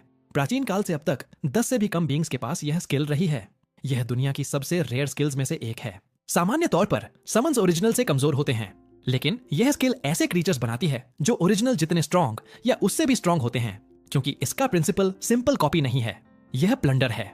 यह क्रीचर को ट्रैप और किल करता है, लेकिन सोल को बचाकर कॉन्शियसनेस निकाल लेता है, फिर बॉडी को आइस से दोबारा गढ़ता है। इन्हें समन्स कहने से बेहतर है पपेट्स कहना, इसलिए उन्हें मारने पर भी एक्सपी मिलता रहता है। इस आइस किंगडम में तुमने जो भी मॉन्स्टर देखा है वह आइस फिनिक्स का समन है। तीसरा फ्लोर पूरी तरह उसके कंट्रोल में है। कुछ कमजोरों को छोड़कर थोड़ी भी पावर वाला हर जीव पपेट बना दिया गया है। यह चौंकाने वाली बात मानना मुश्किल था, लेकिन इसका लूना के जिंदा होने से क्या लेना देना है, मैंने पूछा। ओल्ड बीस्ट आगे बोला, फ्लैश एंड बोन आर्टिफैक्ट शक्तिशाली है, लेकिन इसकी वीकनेस यह है कि प्रक्रिया बेहद स्लो है। यह आइस का इस्तेमाल करके विक्टिम की बॉडी को सेल्यूलर लेवल पर बदलता है ताकि सोल इंटैक्ट रहे। तुम्हारी कैट फ्रेंड के एट्रीब्यूट्स को देखते हुए यह प्रक्रिया लगभग 2 वीक्स लेगी। अगर तुम उस समय के भीतर आइस फिनिक्स को मार दो तो उसे हीलिंग मैजिक से बचाया जा सकता है। 2 वीक्स! मेरे भीतर उम्मीद फिर से उमड़ आई। हीलर की मौत पहले ही भारी झटका थी। अगर लूना भी मर गई तो मैं खुद को कभी माफ नहीं करूंगा। यह खबर मुझे चाहिए था। अगर उसे पकड़े जाने की गलती मेरी थी तो उसे बचाना मेरी जिम्मेदारी है। धन्यवाद एल्डर, अब मुझे पता है मुझे क्या करना है। ओल्ड बीस्ट जोर से हंसा। मैं बहुत लंबे समय से जिंदा हूं। रेयर है पिग ड्रैगन कब देखना, इसलिए मैंने तुम्हें बस बोरियत मिटाने के लिए बचाया। मैं ठिठक गया। मुझे मिनिएचराइज्ड ड्रैगन होना चाहिए था। 2 एवोल्यूशंस के बाद मेरी पिग ड्रैगन लिनिएज छिप जानी चाहिए थी। उसने मुझे कैसे देख लिया? अचानक मुझे कुछ ठीक नहीं लगा। उसने कहा था कि इस फ्लोर पर स्मॉल फ्राई को छोड़कर बाकी सब पपेट बनाए जा चुके हैं, लेकिन अपने विशाल साइज के साथ वह स्मॉल फ्राई नहीं था। वह आइस फिनिक्स से कैसे बच गया? उसकी आंखों में जानकार सी मुस्कान चमकी, जैसे वह मेरा मन पढ़ रहा हो। क्या तुम्हारे पास वह रेयर स्किल ट्रूथ नहीं है? वह तो टोटल चीट कोड है, समय की शुरुआत से। तुम्हारे अलावा मैंने बस एक गॉड को ही उसे रखते देखा है। अभी इस्तेमाल करो, समझ जाओगे। मैं अवाक रह गया। उसे मेरे ट्रूथ स्किल के बारे में कैसे पता था? मैंने गहरी सांस ली और नर्व्स संभाली। मैंने ऊपर देखा और इस विशाल अजीब क्रीचर पर ट्रूथ एक्टिवेट किया। डेटा दिखते ही मेरी विजन धुंधली हो गई और मेरे पैर जवाब दे गए। ये स्ट्रेंज बीस्ट लिवायथन से भी बहुत ऊपर लेवल का था। Target Babylon, level 413, type super God beast. आप कौन हैं? मेरी आवाज बुरी तरह कांप रही थी। बेबीलोन बस बिना बोले मुस्कुराया। वह नीले आसमान को देख रहा था, किसी सुंदर मेमोरी में खोया हुआ। काफी देर बाद उसने कहा, कभी मैं सिन जैसी ब्लेड के साथ मिलियन गॉड्स से लड़ा था और दिन को रात से काटकर अलग कर दिया था। अब मैं पूरी शांति और गुमनामी की जिंदगी जीता हूं। पता चला कि गॉड्स ने मूल रूप से इस डंजन को 2 बॉसेस के साथ बनाया था, लेकिन बेबीलोन बैटल और दुनिया से थक गया था। जैसे जैसे उसका शरीर धीरे धीरे बूढ़ा होने लगा, वह सीनिक 3rd फ्लोर पर आ गया और लेवियथन को डंजन पर राज करने के लिए छोड़ दिया। मैंने कड़वी हंसी हंसी। मैं अभी आधे रास्ते में था और मुझे पहले ही दोनों फाइनल बॉसेस मिल चुके थे। यह किस्मत थी या कर्स? कम से कम बेबीलोन समझदार था और मुझे मरता नहीं देखना चाहता था। एल्डर, क्या मैं सच में आइस फिनिक्स को हराकर लूना को बचा सकता हूं? बेटा, बेबीलोन ने तुरंत जवाब नहीं दिया। वह और लेवियाथन ट्विन बॉसेस हैं। लेवियाथन पावर है और बेबीलोन विजडम। वह रुका, फिर पूछा, इस डंजन में क्या तुमने एक भी ऐसा मॉन्स्टर मारा है जो तुमसे हायर लेवल का ना हो? उसकी जेंटल गेज मुझ पर पड़ी। यह सिर्फ काइंडनेस नहीं थी, बल्कि एक सेज का तरीका था जो 1000 शब्दों को एक ट्रूथ में बदल देता है। मैं तुरंत समझ गया। चाहे वह कितना भी डिटैच्ड हो, बेबीलोन फिर भी बॉस था। वह मुझे दूसरे बॉस को मारने की चाबी सीधे नहीं दे सकता था। मैंने सिर झुकाया, सोचा, फिर खड़ा हो गया। धन्यवाद एल्डर, मैं समझ गया। मैं मुड़ा और आइस वैली की तरफ वापस चल दिया। 2 वीक्स नहीं, 10 डेज। 2 वीक्स बहुत रिस्की हैं। लूना शायद उतना नहीं टिक पाएगी। मेरा अनकॉन्शियस टाइम घटाने के बाद मेरे पास सिर्फ 9 डेज बचे थे। मैं 1 सेकंड भी वेस्ट नहीं करूंगा। वैली एंट्रेंस पर मैंने आइस का एक विशाल चंक उठाया। मैंने उसे कैनन बॉल की ताकत से फेंक दिया। वह 1000 मीटर्स उड़कर आइस वॉल से टकराया और जोरदार हिंसक एक्सप्लोजन हुआ। आवाज ने दीवारों से चिपकी आइस एबिस क्रीचर्स को तुरंत भड़का दिया। एक पल में 2 या 3 हजार बाहर निकल आए। उस ओवरवेलमिंग संख्या को देखकर मैं बस मुस्कुरा दिया। मुझे पता था आइस एम्प्रेस अपने ही आइस पपेट्स के जरिए रिकवर कर सकती है। इस एबिलिटी के साथ जब तक वैली में पपेट्स हैं, वह इमॉर्टल है। क्योंकि यहाँ हर मॉन्स्टर पपेट है, मैं उसकी वह पावर छीनते हुए खुद को स्ट्रॉन्ग बनाऊंगा। क्यों नहीं? अंदर लौटने से पहले मैंने ग्रोथ प्लान को लेवल 2 तक अपग्रेड करने के लिए 40 पॉइंट्स खर्च किए। ये स्किल मुझे हर मिनट ऑटोमेटिकली 2 एक्सपीरियंस पॉइंट्स देती है और किल से मिलने वाला एक्सपीरियंस 4 गुना कर देती है। मैंने अपनी क्लॉ से स्वॉर्म को इशारा किया। मैं 9 दिनों में इस वैली को साफ कर दूंगा। तुम पहले बैच हो। 6 दिन बीत गए। जैसे ही आखिरी pure bred kodo beast puppet गिरा, मैं जमीन पर गिर पड़ा। Notification, pure bred kodo beast are extinct. Reward 20 points, level 16। ये उन पपेट्स की 11वीं स्पीसीज थी जिन्हें मैं मिटा चुका था। 6 दिनों से मैं लगातार अपनी लिमिट्स धकेल रहा था। मेरे लेवल पर आखिरी 2 स्पीसीज से अब और लेवल नहीं मिलेगा, लेकिन मुझे यह करना ही होगा ताकि एम्प्रेस की इमोर्टैलिटी छीनी जा सके और 90 अनलॉक पॉइंट्स मिल सकें। जीत पक्की करने के लिए मुझे 2 स्पेसिफिक स्किल्स अनलॉक करनी होंगी। वैली के अंदर गहराई में एम्प्रेस आइस एग में मौजूद फिगर को घूर रही थी। बहुत समय बीत चुका था और लेवल 75 मॉन्स्टर अब तक डिसॉल्व हो जाना चाहिए था, लेकिन आइस के अंदर लूना ज्यादातर इंटैक्ट थी। एम्प्रेस महसूस कर सकती थी कि अनकॉन्शियस होने पर भी लूना की डीप फीलिंग्स उसके शरीर को एक्टिव रखे हुए थी, जिससे बोन एंड फ्लैश प्रोसेस धीमा पड़ रहा था। लेकिन चाहे इच्छा कितनी भी मजबूत हो, वह आखिर टूट ही जाएगी। एम्प्रेस उसे परफेक्ट पपेट मान रही थी। अचानक आइस नेस्ट की खामोशी को एक आवाज ने चीर दिया। एम्प्रेस का पूरा शरीर एक पल को झटका खा गया। उसने डिसबिलीफ के साथ अपने सामने खड़े ड्रैगन मॉन्स्टर की तरफ देखा। सिर्फ 9 दिनों में मेरा किलिंग इंटेंट 10 गुना बढ़ चुका था। मैंने ऊपर से उसे ठंडी नजर से देखा। क्या तुम्हारी माँ ने नहीं सिखाया कि किडनैपिंग इलीगल होती है? वो मेरी गर्ल है, उसे वापस करो। एम्प्रेस अब मुझे तुच्छ नजर से नहीं देख रही थी। उसने एक असली थ्रेट देख लिया था। 9 दिन पहले वह मेरी ताकत से हैरान हुई थी, लेकिन मुझे गंभीरता से नहीं लिया था। मैं बस एवरेज स्मॉल फ्राई से थोड़ा स्ट्रांग था, लेकिन अब उसने जमीन हिला देने वाला बदलाव देख लिया था। मुझे नहीं पता था लूना और कितना टिक सकेगी, इसलिए मैं रिवर्स मीटियोर की तरह आगे झपटा, सीधे उसके चेहरे की तरफ। मैंने बेरहमी से उसे किक मारी और शॉक वेव ने जमीन को ब्लेड की तरह फाड़ दिया। गुस्से में एम्प्रेस ने मुंह खोला और आइस ब्रेथ की एक मोटी सांस छोड़ दी, लेकिन मैं तब तक गायब हो चुका था। ऊपर देखो तुम पागल बूढ़ी औरत। मेरी आवाज सीधे ऊपर से आई। उसने ऊपर देखा तो मैं 1 किलोमीटर ऊपर था। वॉइड ड्रैगन ब्रेथ चार्ज कर रहा था, इतनी गर्म कि स्पेस तक टेढ़ी हो रही थी। पिछली बार उसने अपनी इमोर्टैलिटी पर भरोसा किया था और हमारी लड़ाई को मजाक समझा था, लेकिन अब उसका सिक्स्थ सेंस उसे बता रहा था कि अगर उसने बचाव नहीं किया तो भले वह मरे नहीं, उसकी पूरी कॉम्बैट पावर चली जाएगी। 1 मिली सेकंड में उसने भारी मैजिक इकट्ठा की और आइस बैरियर्स की 5 परतें तैनात कर दी, एक अजेय फोर्ट्रेस बनाते हुए। Void sky piercer. मैंने एक विशाल फायरी प्रोजेक्टाइल उगला जिसने आसमान को लाल कर दिया। पहली बैरियर कांटेक्ट से पहले ही वेपराइज हो गई, फिर दूसरी, तीसरी, चौथी। एम्प्रेस तब दहल गई जब उसकी चौथी बैरियर टूट गई। फायरी प्रोजेक्टाइल और आइस टाइड उसके शरीर को चीरते हुए निकल गए और उसकी दर्द भरी चीखें वैली में गूंज उठीं। एक हिट ने उसकी आधी हेल्थ खत्म कर दी। उन 5 बैरियर्स के बिना वह मर जाती। आह, तुम इतनी स्ट्रांग कैसे हो गई? वह दर्द से लौटते हुए बोली। मैं अभी भी शांत नहीं हुआ था। मैं उसे खत्म करने की तैयारी कर रहा था। वो स्ट्राइक सिर्फ कंडेंस्ड वॉइड ड्रैगन ब्रेथ नहीं थी, वह वॉइड स्काई पियर्सर थी, एक एडवांस्ड स्किल जिसे अनलॉक करने में मैंने 300 पॉइंट्स खर्च किए। यह गॉड से भी आगे की अल्टीमेट ड्रैगन टेक्निक है। एम्प्रेस डिल्यूजनल थी, सोच रही थी कि उसकी रॉ पावर अब भी मुझसे ज्यादा है। तुम्हारे पास अप्रेजल स्किल है ना? मैंने पूछा। खुद देख लो। अप्रेजल एक कॉमन स्किल है, ट्रूथ का सिंप्लीफाइड वर्जन। यह टारगेट का लेवल और एट्रीब्यूट्स दिखाती है। फाइट से पहले गैप देखना कॉमन सेंस है। उसने 9 दिन पहले से चेक नहीं किया था, लेकिन अब उसकी प्यूपिल्स डर से सिकुड़ गईं। एक स्किल ने उसे अंदर तक हिला दिया, ब्लड लाइन ऑप्टिमाइजेशन। ये मेरी फिजियोलॉजी ऑप्टिमाइज करती है, सारे स्टैट्स परमानेंटली 50% बढ़ाती है और सारे बफ्स को एनहांस करती है।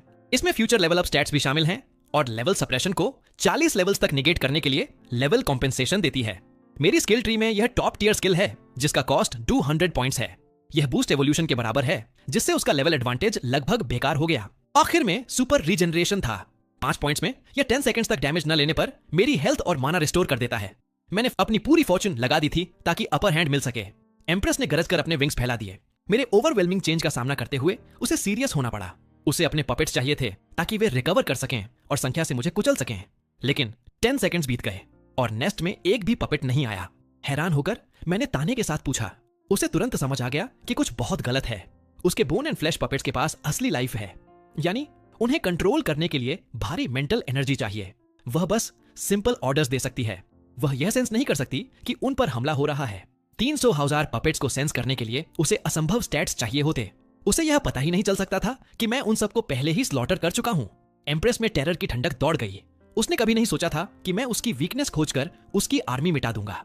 तुम्हारे पपेट स्ट्रांग थे और तुम इस फ्लोर की रूलर बनने लायक थी, लेकिन तुम पास्ट में फंसी हुई हो। मैं तुम्हारी जगह रह चुका हूं। मैंने फैमिली को मरते भी देखा है। बेबीलोन ने मुझे तुम्हारी कहानी बताई। तुम्हारे चाइल्ड की मौत एक ट्रेजेडी थी, लेकिन मैं तुम्हें इसीलिए हरा रहा हूं क्योंकि मैं हमेशा आगे देखता हूं। मेरे फैमिली के ब्लड ने मुझे बचाया, जबकि तुम्हारा सिर्फ तुम्हें बांधता है। बेबीलोन के नाम पर एम्प्रेस ठिठक गई। उसका शरीर वायलेंटली कांप उठा और उसकी नजर सैवेज हो गई। पुरानी एम्प्रेस ने विंग्स फड़फड़ाई और एक मैसिव हरिकेन पैदा कर दिया। मैजिक उसके विंग्स में भरकर डैजलिंग लाइट बन गई।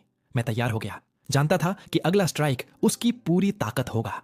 जैसे ही चमक अपने पीक पर पहुंची, उसने विंग्स घुमाई और मैजिक का टोरेंशियल बर्स्ट फूट पड़ा, जो हवा तक को सॉलिड शीट्स में जमा रहा था। सुपर रीजनरेशन की वजह से पूरी तरह रिकवर होकर मैंने अपनी जिंदगी का सबसे स्ट्रॉन्ग स्ट्राइक छोड़ा, वॉइड स्काई पियर्सर। यह ऐसा था जैसे सूरज फटपड़ा हो। तीखी गर्मी ने फ्रोजन वर्ल्ड को पिघलाना शुरू कर दिया। एक तरफ स्पेस जम रही थी, दूसरी तरफ प्राचीन ग्लेशियर्स गल रहे थे। कोल्ड और फायर एक चकाचौंध कर देने वाली टक्कर में भिड़ गए। बहुत पहले जब डंजन पहली बार बना था तब वह सिर्फ केओस था। प्राइमोरियल ईरा में यहाँ लाए गए एंशिएंट बीस्ट्स के पास रहने के लिए बस ये 5 फ्लोर्स थे। उन्होंने बर्ड्स, फ्लावर्स और वार्मथ से भरा शांति का सेंचुरी बनाया था। यहाँ तक कि बेबीलोन फाइनल बॉसेस में से एक भी शांत जीवन के लिए 3rd फ्लोर पर आ गया था। फिर फीनिक्स आई। उसने रीबर्थ की पावर से दुनिया की हेट्रेड को अपने भीतर समेटा और खुद को फ्लेम्स में भस्म कर लिया। एक दिन उसका एक चाइल्ड हुआ जिसने उसके कदमों पर चलना शुरू किया। साथ मिलकर वे इस पैराडाइज को संभाल रहे थे। लेकिन वे यह नहीं समझ पाए कि हेट्रेड और ग्रीड को कभी पूरी तरह मिटाया नहीं जा सकता। डंजन लॉर्ड लिवियथन ऐसी शांति बर्दाश्त नहीं करता था। वह 3rd फ्लोर पर आया, फीनिक्स के चाइल्ड को मार डाला और मॉन्स्टर्स की इंटेलिजेंस छीन ली। उन्हें माइंडलेस किलर्स छोड़ दिया। फीनिक्स को अपने चाइल्ड के आखिरी शब्द याद थे, काश यह शांति हमेशा रहे, काश हम डंजन के कर्स को तोड़ पाते। उसने बेबीलोन से एक सवाल पूछा था। उसने लिवियथन जैसे डंजन लॉर्ड ने उसे वह सब नष्ट करने क्यों दिया जो उसने बनाया था? बेबीलोन का एकमात्र जवाब था, मैंने पूरी कोशिश की थी। बेबीलोन ने मुझे तुम्हारी कहानी बताई। मरती हुई एम्प्रेस को देखते हुए मेरा रेज गहरे पिटी में बदल गया। अपनी आखिरी मोमेंट्स में उसकी नजर मुझ पर टिक गई। मैं बस चाहती थी कि सब शांति से जिएं। मैं ऐसा वर्ल्ड चाहती थी जहां किलिंग ना हो, लेकिन उसके तरीके स्लॉटर से भी क्रूल हो गए थे। मैं नहीं चाहता था कि यह वर्ल्ड लेवियथन की इच्छा जैसा बन जाए। वह 3rd फ्लोर की रक्षा करना और कर्स तोड़ना चाहती थी, लेकिन अंत में वह वही बन गई जो वह चाहता था। वह मॉन्स्टर बन गई जो उसने चाहा था। एम्प्रेस ने आंखें बंद कर लीं। वह अभी मरी नहीं थी, लेकिन उसके पास कहने को शब्द नहीं बचे थे। मैंने उसकी आखिरी सांस तक खामोशी से उसे देखा। जब उसने अंत में सांस लेना बंद किया तब भी मैं कुछ नहीं बोला। मैं कर्स तोड़ने का वादा नहीं कर सकता था। यह रियलिस्टिक नहीं था। भले मैं लेवियथन को मार भी दूं, कोई और मॉन्स्टर उसकी जगह ले लेगा। माफ करना, मैं तुम्हारी तरह नोबल नहीं हो सकता। बड़े सपने बस बबल्स होते हैं। मैं तो बस इतना चाहता था कि अपने पास के लोग मुझसे छिने नहीं। आखिरकार मैंने अपनी सच्चाई बोली। शायद यह इल्यूजन थी, लेकिन उसके चेहरे की रिजेंटमेंट जैसे गायब हो गई। उसकी जगह राहत की एक झलक आ गई। एक जोरदार क्रैक के साथ उसका शरीर शार्ड्स में टूट गया। Level up 17, main quest complete, skill points awarded. उसकी डेथ के साथ ग्लेशियर्स ढहने लगे। मैंने एरिया स्कैन किया और सोफी को आइस के ब्लॉक में फ्रोजन देखा। वह कमजोर थी लेकिन जिंदा थी और मुझे राहत की लहर महसूस हुई। मैंने आखिरकार राहत की सांस छोड़ी। सोफी को अनफ्रीज करने के लिए आगे बढ़ते ही एम्प्रेस के आइसी रिमेन से कुछ लुढ़क कर बाहर आया। मैंने उसे उठा लिया। वह जेड जैसी वार्म और स्मूथ लग रही थी। एक ब्लू ग्लोविंग स्फीयर, अंडे के आकार की। वेट, क्या यह गॉड बॉक्स है? बेबीलोन ने पूछा। बेटा, तुमने जैकपॉट मार दिया। यह ट्रेजर केवल तब गिरता है जब लेवल 150 बीस्ट मरता है।